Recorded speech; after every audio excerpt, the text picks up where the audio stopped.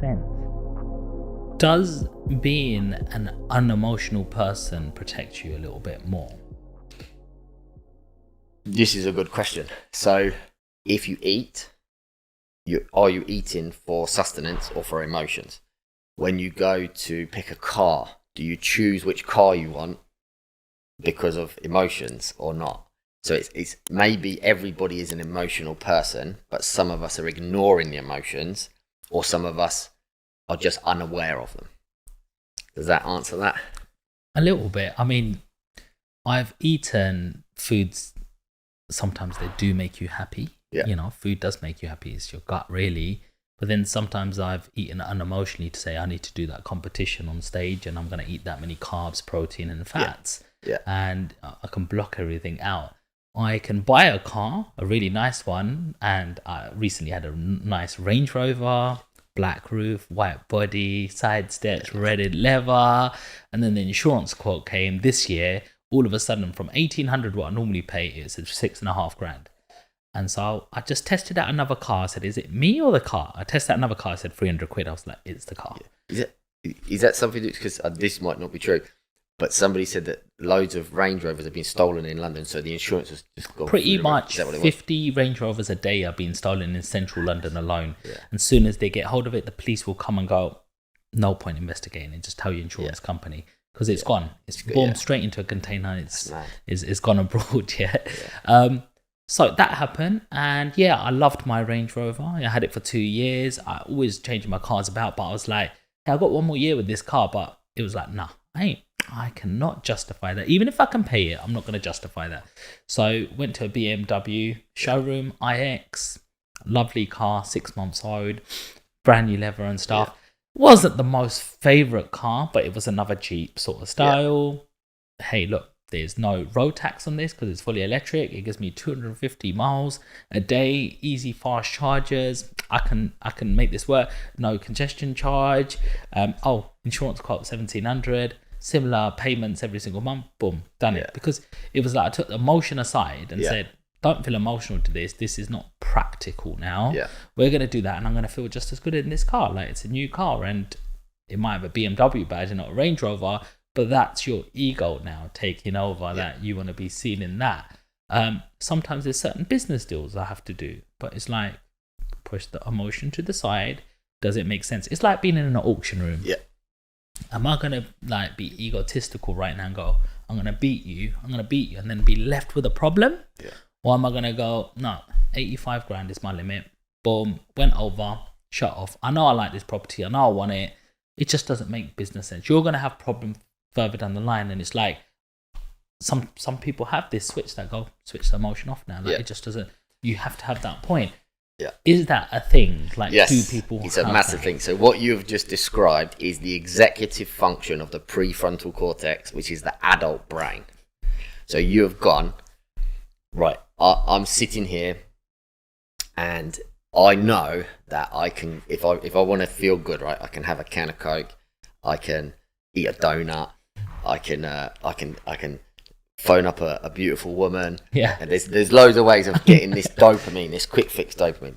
Then what we can do is we can go, okay, but the prefrontal cortex comes online and it says, that would be great, but you haven't done your chores this week.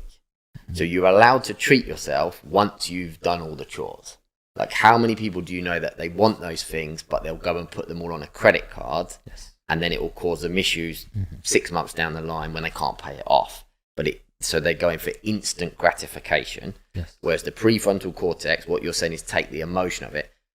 As an adult who has a prefrontal cortex which is online properly, and it's fully developed, and it's robust, and it's smart, and it's been educated, you can make good choices which benefit yourself in the long term. When you do things like that, instead of getting dopamine, you'll end up with contentment. Instead of the quick instant gratification, the dopamine, because the dopamine receptors are quite bad, they get flooded with dopamine, and then you need more of it and more of it and more of it all the time. Whereas if you're getting serotonin, you're getting contentment, and you know that your chores are taken care of, and then you're going to be in a direction where you're benefiting yourself long term. This is where it's the interesting thing with complex trauma. So any type of trauma, along with complex trauma, CPTSD, it causes people's prefrontal cortex to be underdeveloped. So they will lean towards instant gratification, therefore causing themselves more trauma. So an actual human being who hasn't suffered much trauma, their prefrontal cortex will come online quicker. They used to say, when I say they, the studies, so there's tons of scientific studies you can look at that say the prefrontal cortex should develop round about the age of 25. It will finish growing and it will be online properly. What that means is it then needs to be trained. So imagine if you knew when you were younger that your brain wasn't fully developed till you were at least 25, and then you need to start training it to make the better decisions. So it can have the pattern input pretty much.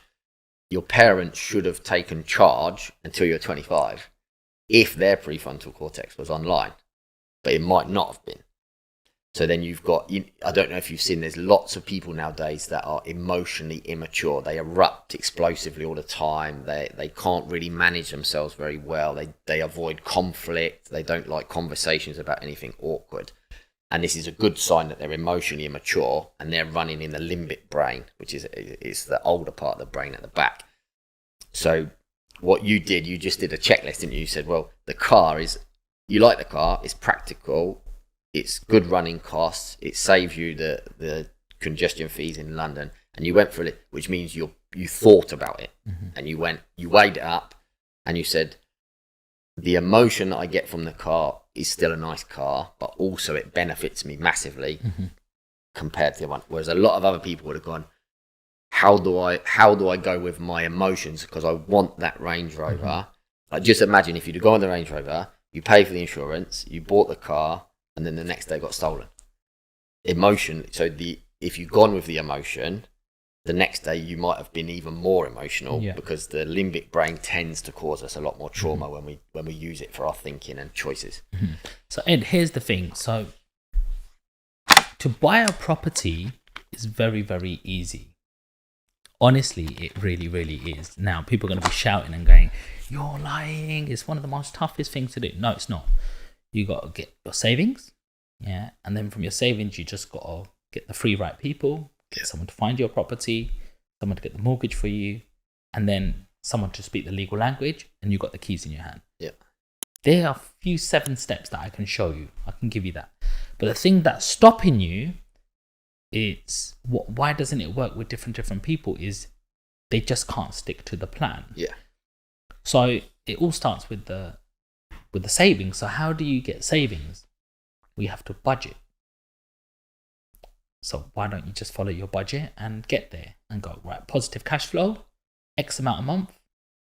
And that's what I'm going to, X amount of months after that, I will have my deposit. That's the figure we're working to. That's where the problem comes, right from the root. Yeah.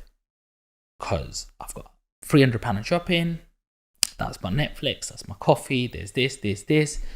And then all of a sudden it will be like, I didn't save this month. How comes? Well, I was in M&S and that blazer looked really good and I was going to a party and I had to look good. Like, I'm not going to put that aside. Like, I can't punish myself like that. Yeah. Cool. Next month, I couldn't do it this month because that unexpected bill came. I knew I shouldn't have done it. And then the month after that, it's like, how'd you get that car? I goes, do you know what? I just got some finance. Yeah, really deserved it, man. Honestly, like, it's been too long. I've had that banger and I didn't want to do that little repair. I just bought it. Okay, next month is like, you're on holiday. Even I haven't taken a holiday. Where are you going? Oh, I'm going there. A few of my mates said, let's go. And it's just like, so every single month, you've made an excuse for the last 5 months. I'm trying to help you, but you don't want to help yourself. I can't understand that. But what you've just told me is complex trauma. Yeah. Somebody's felt something and gone into the emotional pattern and gone, I need to do this because it's fight or flight, and they don't want to fight this thing. They want to take the easy route and just fly it straight away. So talk me through that now. So you definitely understand just by your explanation. So what we're talking about already, you've observed it in people when I've observed it, but don't understand why they do it. You're from the other end. Well, so I was at this end originally. So what happened was I was seeing people and I was like I get, it's probably similar to you. You get asked for advice a lot. And I got to the point where I don't know where I got it from. It's probably from some meme or something. But it said, when someone asks you a question and they don't listen, stop talking. But the people, if you stop talking to them, they ask more.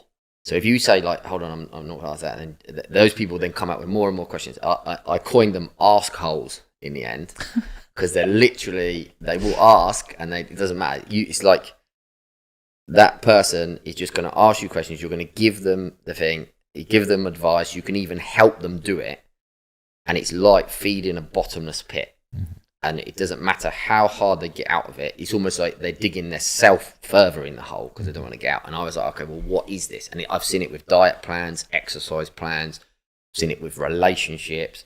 And it got to the point where I've seen people self-sabotage world championship. Like, we're talking athletes that are so amazing that they could have done anything in the martial arts industry they wanted. They could have been boxers, kickboxers, all sorts, and that they could not face the feelings they had.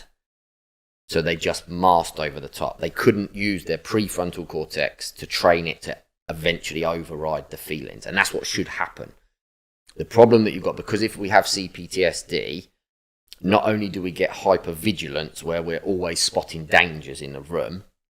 So we talk about like a shame spiral. So a shame spiral would be something's triggered me in the room. Like, say if I use this room as an example now, I could be like, okay, well, there's lots of lights, but because of lots of lights, the light bulbs are going to get really hot. What if one of them pops and it causes a fire? And we're stuck on a 4th floor, and because we're on the 4th floor, I don't know the building very well. And if I don't know the building very well and I didn't check the fire exits, I'm going to be running around, and I could go down the wrong one. I could end up in the toilet, and I couldn't get out, and I'm stuck here. And now I can't be safe in this room, so I've got to go home right now, and we've got to end the podcast. Wow. That's called catastrophizing. So they're literally talking themselves into an anxious state, yes. And they'll get faster and faster and faster, and they're just trying to avoid the successful part. They're avoiding the brain taking over, calming them down, and thinking through a plan. So even if you give them a plan, they're going to look at the plan and catastrophize every line. Stage 1 of the plan, catastrophize. Avoid stage 2, because if stage 1 is a catastrophe, we might as well we're going to burn to death, or we're going to have a car crash on the way home. But does that sound familiar? You've seen people do that type of thing. Yeah, absolutely. Like, people always know how to talk